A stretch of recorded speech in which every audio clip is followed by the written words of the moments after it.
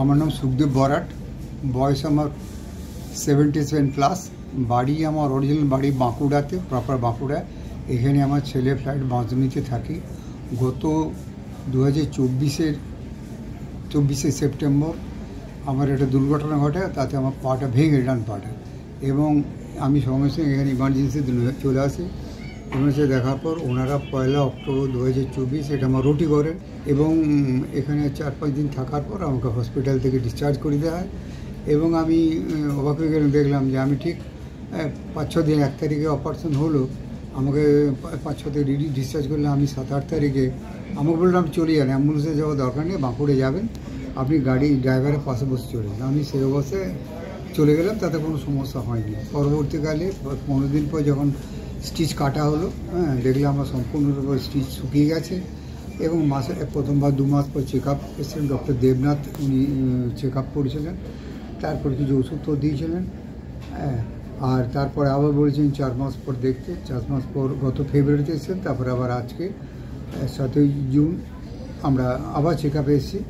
X-ray করা হলো, X-ray করে দেখা গেল উনি যেটা বললেন যে আপনার অপারেশন এই বয়সে খুব ভালো হয়েছিল এবং খুব জুড়ে গেছে।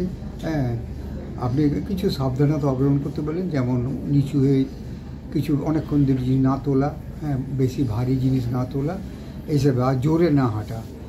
আর এবার পরে বললেন যে আবার 6 মাস পর উনি চেক আপ করবেন।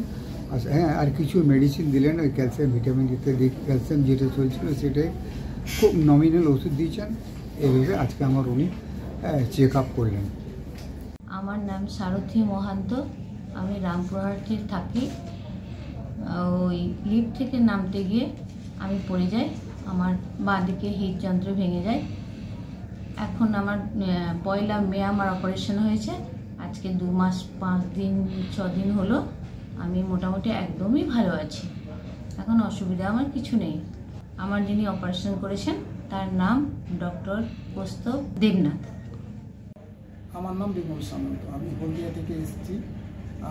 আমার স্ত্রী শকুন্তলা সামন্ত, ওনার হাঁটু মালাইচারিটা ভেঙে যায়, তা আমাদের পোর্টাসে আমি চাকরি করি, সেখান থেকে আমি রেফার নিয়ে এসেছি। এখানে হসপিটালে আমি অপারেশন করাই ডক্টর দেবনাথ সাহেবের কাছে।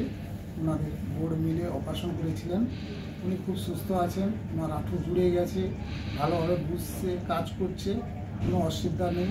ওনার ট্রিটমেন্টে আরও আসুক, ভালোভাবে থাকি, এটাই আমরা কামনা করি।